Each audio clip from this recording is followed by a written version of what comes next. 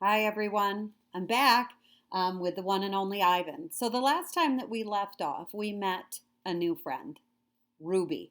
And Ruby is a baby elephant that is now in with Stella.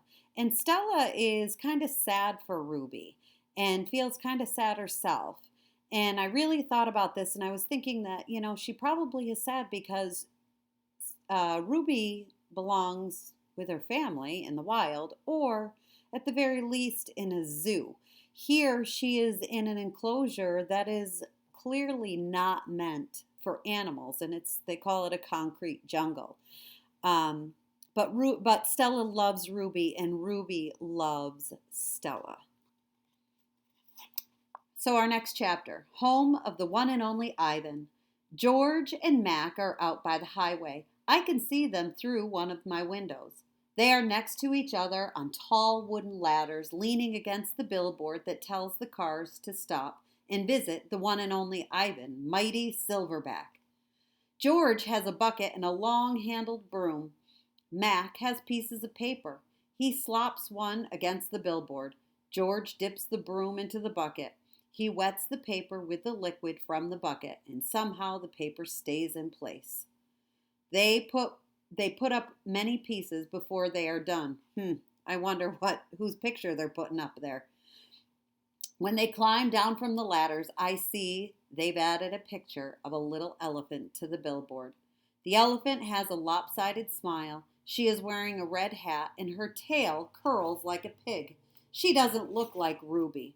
She doesn't even look like an elephant. I've only known Ruby one day, and I could have drawn her better.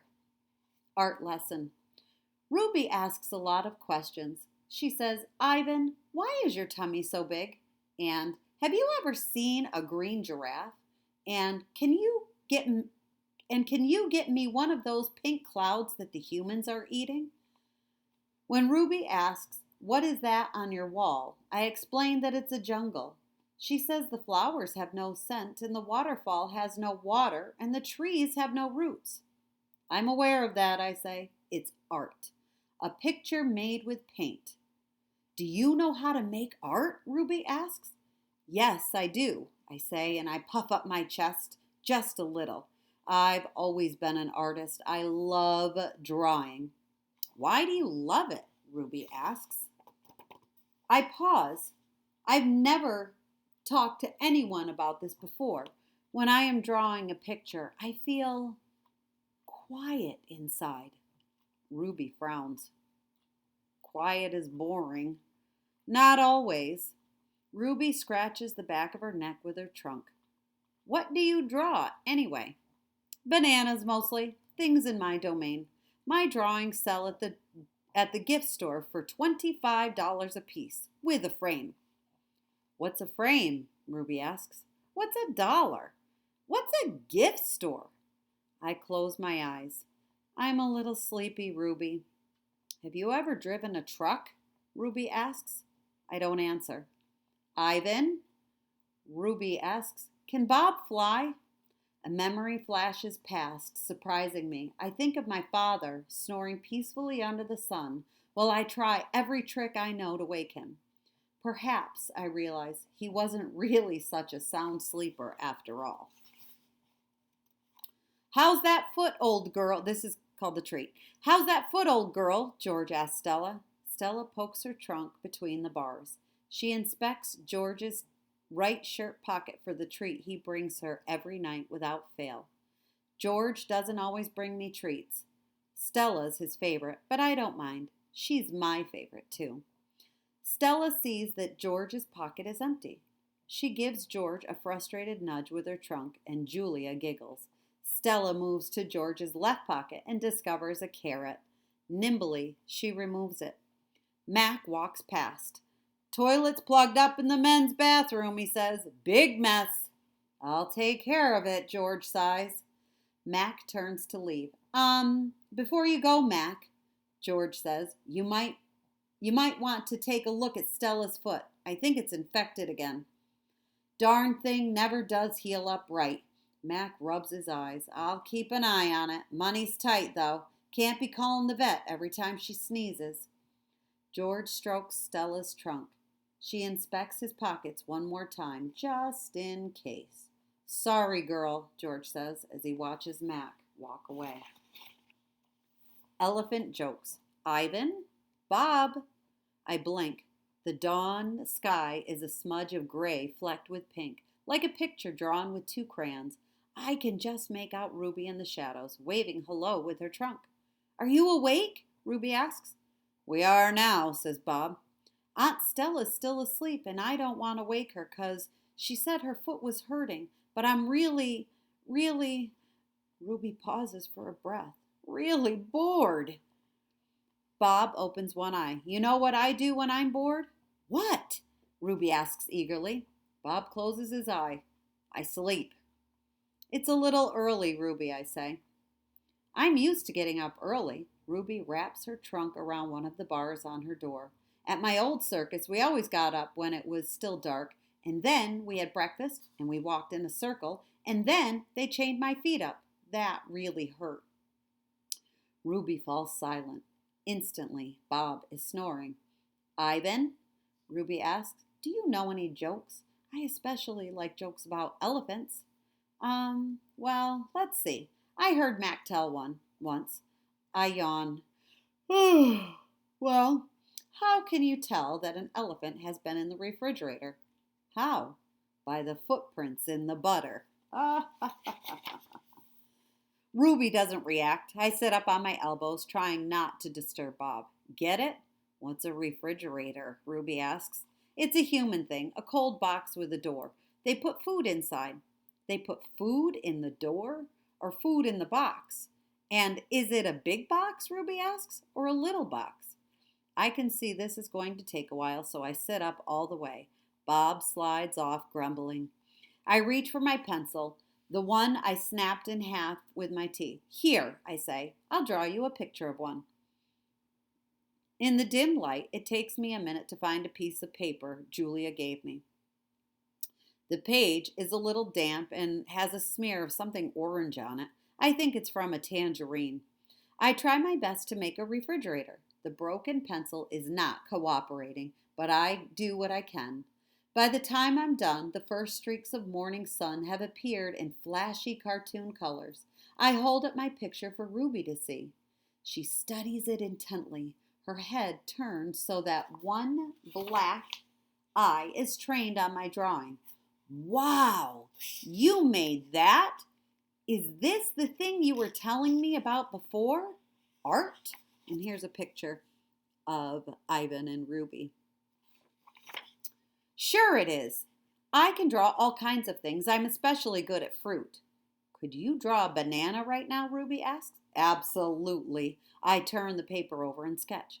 Wow, Ruby says again in an odd voice when I hold up the page. It looks good enough to eat. She makes a happy, lilting sound, an elephant's laugh.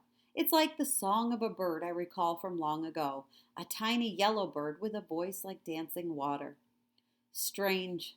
I'd forgotten all about that bird, how she'd wake me every morning at dawn when I was still curled safely in my mother's nest. It's a good feeling, making Ruby laugh, so I draw another picture and another along the edges of the paper, an orange, a candy bar, a carrot. What are you two up to? Stella asks, moaning as she tries to move her sore foot. How are you this morning? I ask. Just feeling my age, Stella says. I'm fine. Ivan is making me pictures, Ruby says, and he told me a joke. I really like Ivan, Aunt Stella. Stella winks at me. Me too, she says. Ivan, want to hear my favorite joke? Ruby asks. I heard it from Maggie. She was one of the giraffes in my old circus. Sure, I say. It goes like this. Ruby clears her throat. What do elephants have that nothing else has? Trunks, I think, but I don't answer because I don't want to ruin Ruby's fun. I don't know, Ruby, I reply. What do elephants have that nothing else has? Baby elephants, Ruby says. Good one, Ruby, I say, watching Stella stroke Ruby's back with her trunk. Good one, Stella says softly. Children. Once I asked Stella if she'd ever had any babies. She shook her head. I never had the opportunity. You would have made a great mother, I told her. Thank you, Ivan, Stella said, clearly pleased. I like to think so.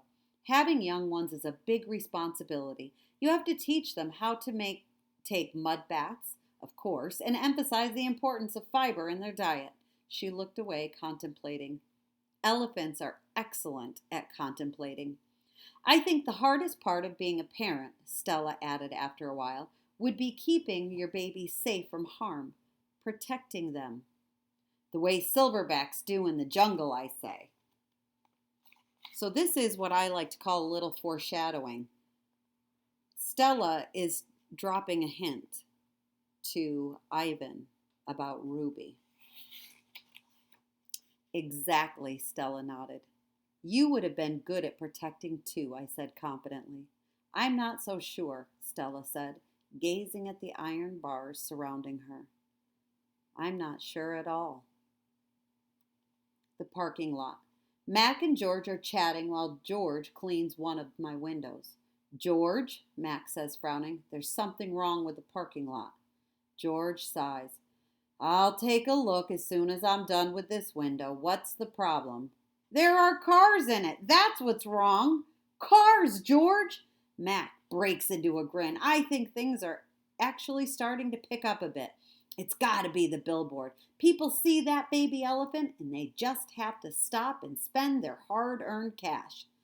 I hope so, George says. We sure could use the business.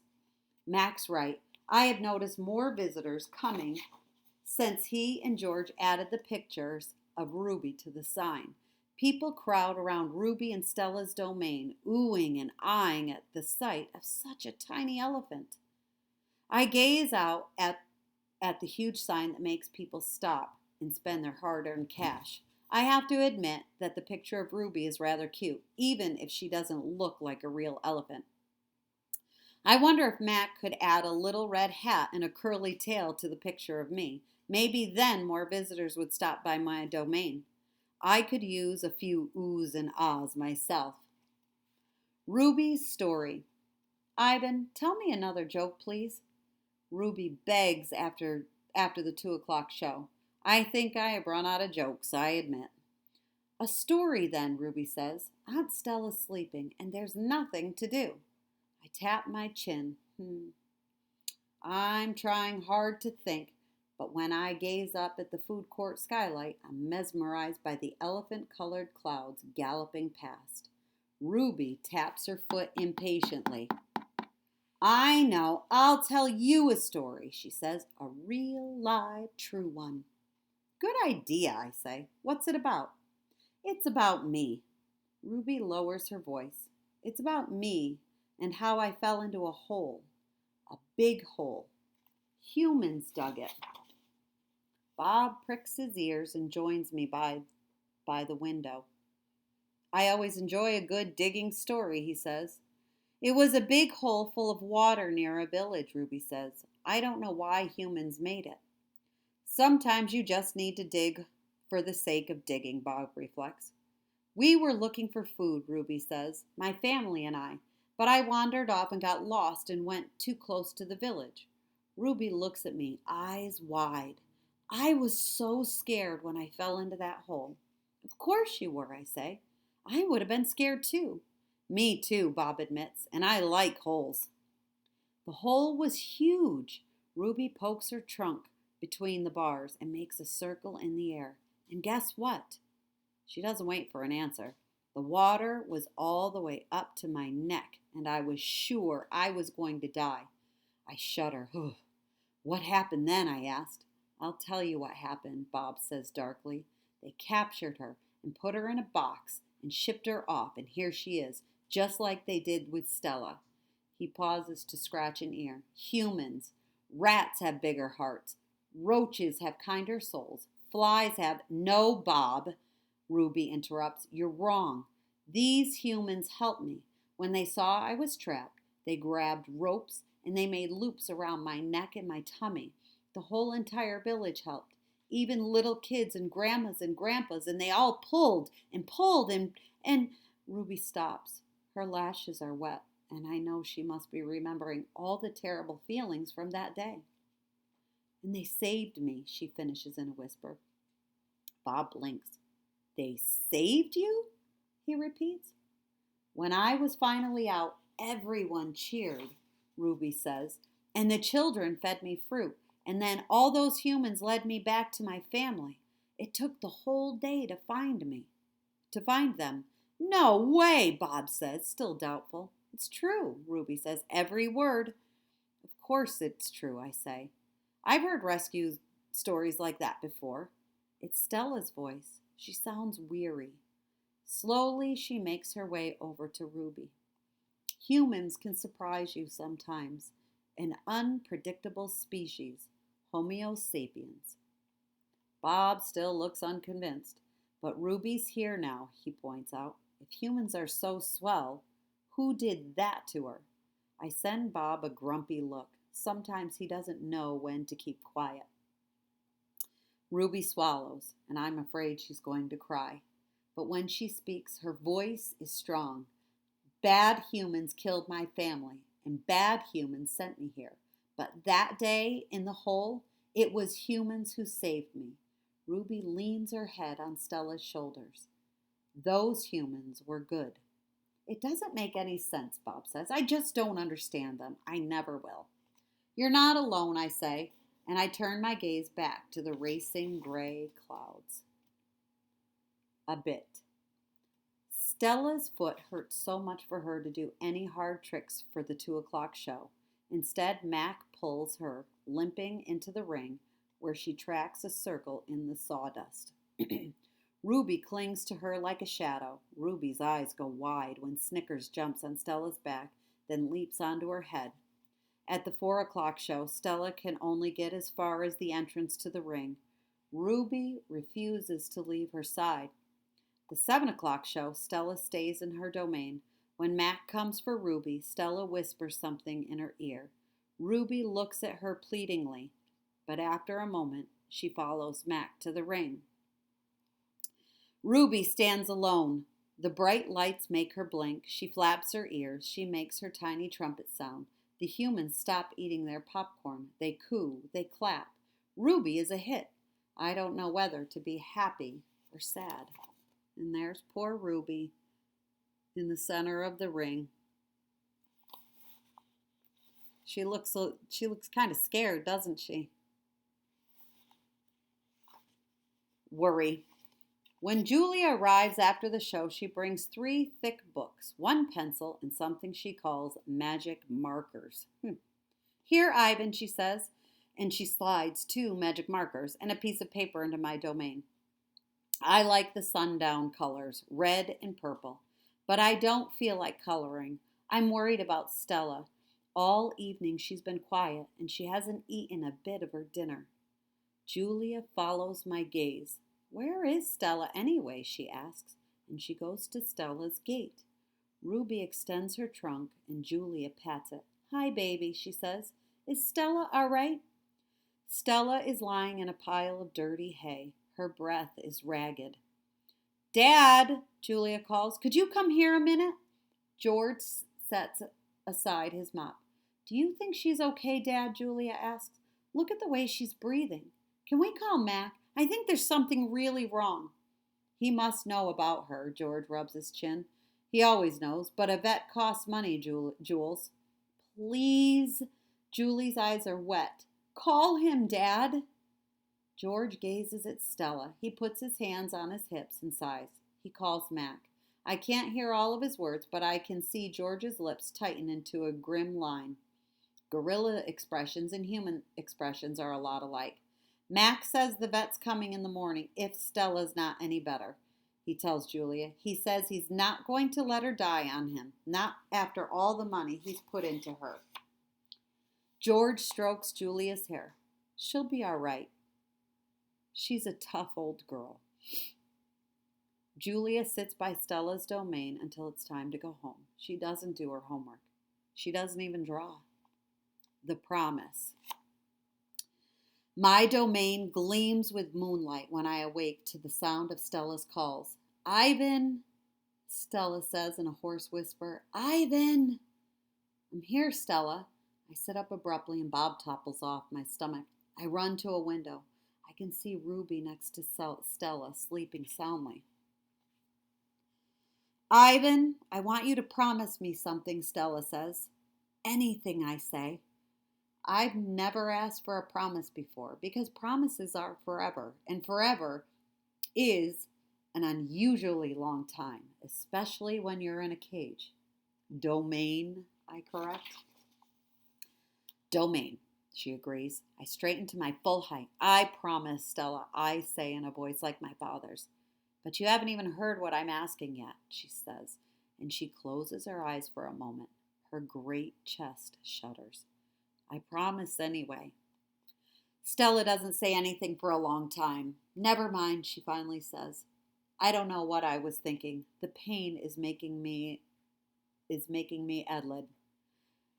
Ruby stirs. Her trunk moves as if she's reaching for something that isn't there. When I say the words, they surprise me. You want me to take care of Ruby? Stella nods, a small gesture that makes her wince. If she could have a life that's different from mine. She needs a safe place, Ivan, not here, I say. It would be easier to promise to stop eating, to stop breathing, to stop being a gorilla. I promise, Stella, I say. I promise it on my word as a silverback. So Stella wants Ivan to promise that he is going to find a safe place for Stella. And how would a gorilla do that if he's locked up in this cage? Because where would they go? Would they send Ruby back to the wild? But remember back earlier that Stella had talked about a zoo.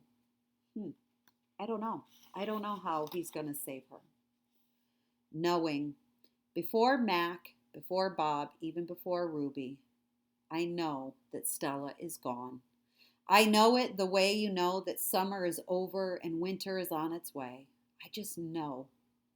Stella once teased me that elephants are superior because they feel more joy and more grief than apes. Your gorilla hearts are made of ice, Ivan, she said, her eyes glittering. Ours are made of fire. Right now, I would give all the yogurt raisins in all the world for a heart made of ice. 5 men. Bob heard from a rat, a reliable sort, that they tossed Stella's body into a garbage truck. It took 5 men and a forklift. It's kind of sad. Comfort. All day I try to comfort Ruby, but what can I say? That Stella had a good and happy life. That she lived as she was meant to live. That she died with those who loved her most nearby. At least the last is true. Because you know what? Bob, Stella, and Ivan all loved. Or Ruby, sorry. Bob, Ruby, Julia, and Ivan all loved Stella very much. Crying. Julia cries all evening while her father sweeps and mops and dusts and cleans the toilets. When George sees Mac, he runs to him. I can only hear a few of his words. Vet, should have, wrong. Mac shrugs, his shoulders droop. He leaves without a word. When George wipes the fingerprints off my glass, his cheeks are wet. He doesn't meet my eyes. The one and only Ivan. When all the humans have left, I send Bob to check on Ruby. How is she? I ask when he returns. She was shivering, Bob says. I tried to cover her with hay, and I told her not to worry because you were going to save her. I glare at him. You told her what? You promised Stella. Bob lowers his head. I wanted to make the kid feel better. I shouldn't have made that promise, Bob. I just wanted... I pointed to Stella's domain, and for a moment, it seems like I've forgotten how to breathe. I wanted to make Stella happy, I guess. But I can't save Ruby. I can't even save myself. I flop onto my back. The cement is always cold, but tonight it hurts. Bob leaps onto my belly. You are the one and only Ivan, he says. Mighty Silverback. He licks my chin, and he's not even checking for leftovers. Say it, Bob. Say it, Bob commands. I look away. Say it, Ivan. I don't answer, so Bob licks my nose until I can't stand it any longer. I am the one and only Ivan, I mutter. And don't you ever forget it, he says. When I gaze at the food court skylight, the moon Stella loved is shrouded in clouds. Once upon a time, all night, Ruby moans and sniffles. I pace my domain. I don't want to fall asleep in case she needs anything. Ivan, Bob says gently, get some sleep. Please, for your sake and for mine.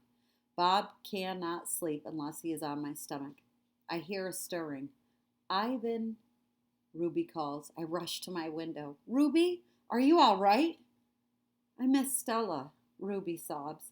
And I miss my mom and my sisters and my aunts, and my cousins too. I know, I say, because that's all I can think of. Ruby sniffles. I can't sleep. Do you know any stories? The way Aunt Stella did? Not really, I admit. Stories were Stella's specialty. Tell me a story about when you were little, Ruby pleads. She puts her trunk between the bars. Please, Ivan. I scratch the back of my head. I don't remember things, Ruby, I admit. It's true, Bob says, trying to be helpful. Ivan has a terrible memory. He's the opposite of an elephant. Ruby lets out a long, shivery breath. Oh, well, that's okay. Night, Ivan and Bob. I listen to Ruby's soft sobs for long, horrible minutes. Then I hear myself saying, once upon a time, there was a gorilla named Ivan. And slowly and deliberately, I try to remember. The grunt. I was born in a place humans call Central Africa, in a dense rainforest so beautiful, no crayons could ever do it justice. Gorillas don't name their newborns right away the way humans do. We get to know our babies first. We wait to see hints of what might be yet be. When they saw how much she loved to chase me around the forest, my parents decided on my twin sister's name, Tag. Oh, how I loved to play tag with my sister. She was nimble, but when I got too close, she would leap onto my unsuspecting father. Then I would join her, and we would bounce on that tolerant belly until he gave us the grunt, a rooting pig sound that meant enough. That game never got old, although my father might have disagreed. Mud. It didn't take long for my parents to find my name. All day long, every day, I made pictures. I drew on rocks and bark and my poor mother's back. I used the sap from leaves, I used the juice from fruit, and mostly I used mud. And that is what they called me, mud. To a human, mud might not sound like much, but to me, it was everything. That's funny. So Ivan's real name was Mud. Protector. My family, which humans call a troop, was just like any other gorilla family. There were 10 of us. My father, the silverback, my mother, and 3 other adult females. A juvenile male called a blackback, and 2 other young gorillas. Tag and I were the babies of the group.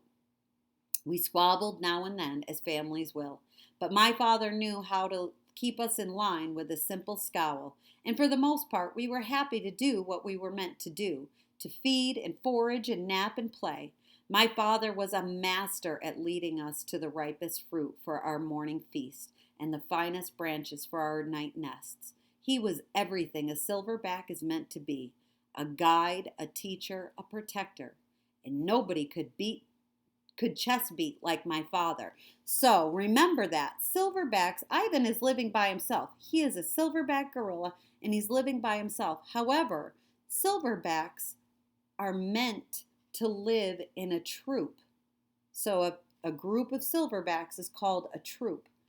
And the silverback gorilla is the male and he takes care of everybody else.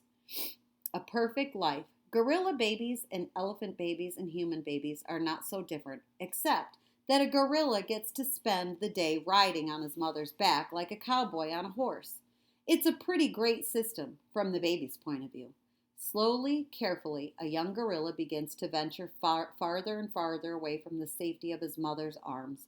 He learns the skills he will need as an adult: how to make a nest of branches, weave them tightly, or they will fall apart in the middle of the night; how to beat your chest, cup your palms to amplify the sound; how to go vining from tree to tree, don't let go; how to be kind, how to be strong, and be loyal.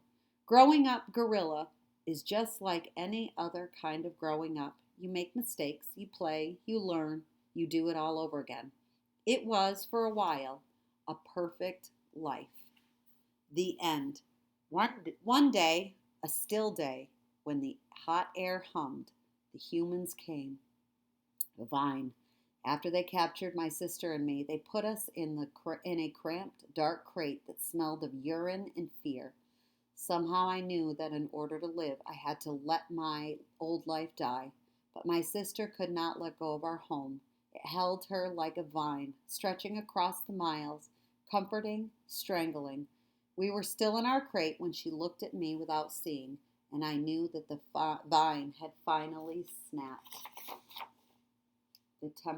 So I'm going to actually stop here, because otherwise you'll be listening to me for a very long time. So I want you to just start thinking. We've heard Ruby's story. We're hearing Ivan's story, and we're also thinking. I want you to be thinking about how Ruby feels right now, losing Stella, and I want you to think about how Ivan feels. How Ivan feels about making that promise to Stella about finding a safe place for Ruby. And what would you do if you were in Ivan's shoes? So until we meet again, have a good night.